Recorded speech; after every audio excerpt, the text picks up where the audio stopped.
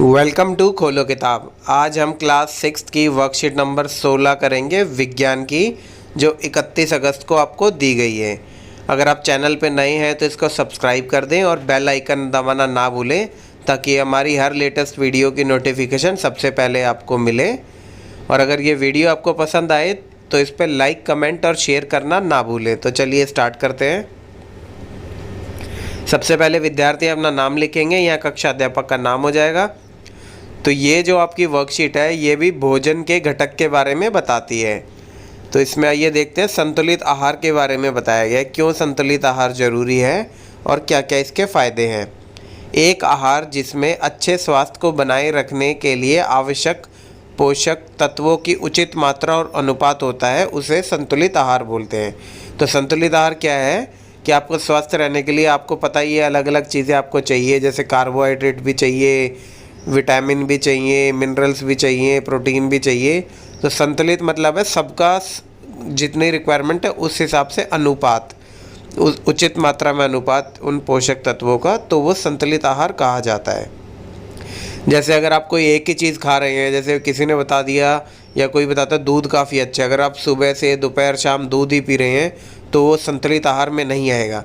संतुलित आहार में ये आएगा कि आप सब्जी भी ले रहे हैं, दाल भी खा रहे हैं, रोटी भी खा रहे हैं, थोड़े से चावल भी खा रहे हैं और फिर दूध भी पी रहे हैं। इसमें कार्बोहाइड्रेट, वसा, प्रोटीन, विटामिन, खनिज और पानी उचित मात्रा में, संतुलित मात्रा में, उचित अनुपात के संतुलित मात्रा में होना चाहिए। संतुलित आहार के लिए ही बता रहा है।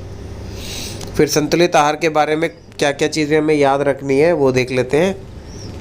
एक बच्चे को संतुलित आहार एक वयस्क व्यक्ति से अलग होता है, सबका अलग होता है। कई बार ये होता है छोटे बच्चों को अलग तरीके के, किसी को छोटे बच्चों को अगर वो खेल कूद ज़्यादा कर रहे हैं तो उनको प्रोटीन की ज़्यादा आवश्यकता होती है, उनकी हड्डियाँ जल्दी बढ़ने के लिए या डेवलप करने के लिए उनको कैल्शियम की भी ज़रूरत वयस्क से ज़्यादा पड़ती है, तो इसलिए अलग अलग होता है।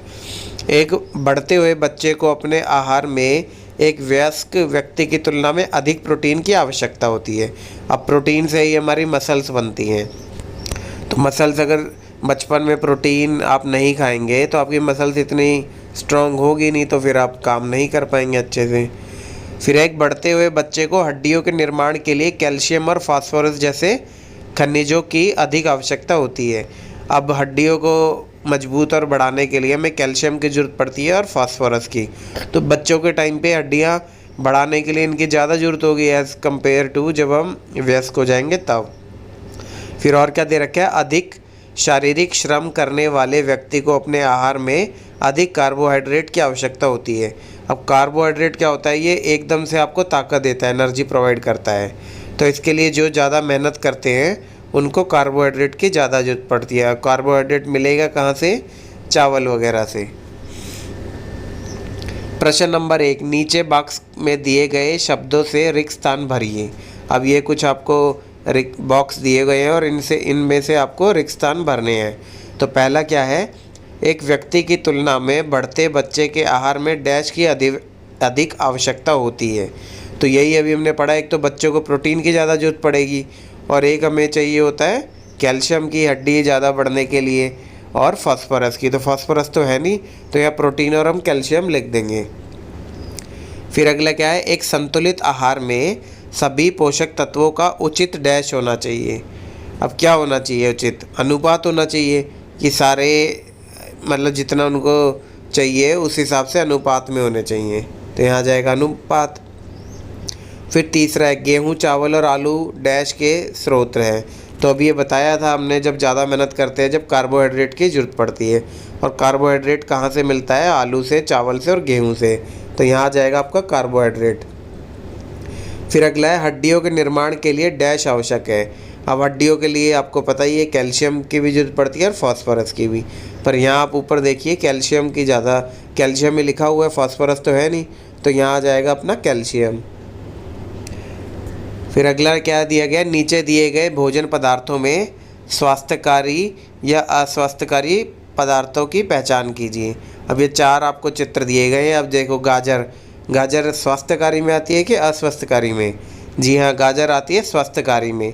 गाजर में विटामिन ए की मात्रा काफ़ी बढ़िया होती है और कैरोटीन्स भी होते हैं इसमें, जो हमारी आँखों की रोशनी बढ़ाए रखने में हेल्प करते हैं। तो ये आ गया स्वास्थ्यकारी। फिर ये है बर्गर।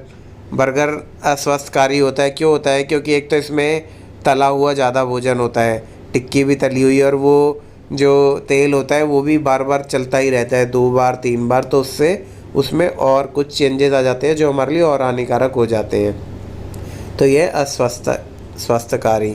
फिर तीसरा है, ये देखो, ये भी आपकी फ्राइज़ है। फ्राइज़ में भी क्या है, ज़्यादा तला हुआ है, तो तला हुआ हमारे शरीर के लिए अच्छा होता नहीं है, तो ये भी अस्वास्थ्यकारी हो जाएगा। फिर ये है सलाद।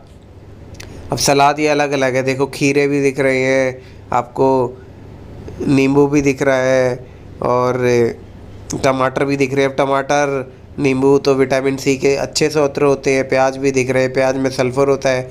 ये सारी चीज़ें हमारे शरीर के लिए काफ़ी महत्वपूर्ण होती हैं, तो ये आ जाएगा स्वास्थ्यकारी में।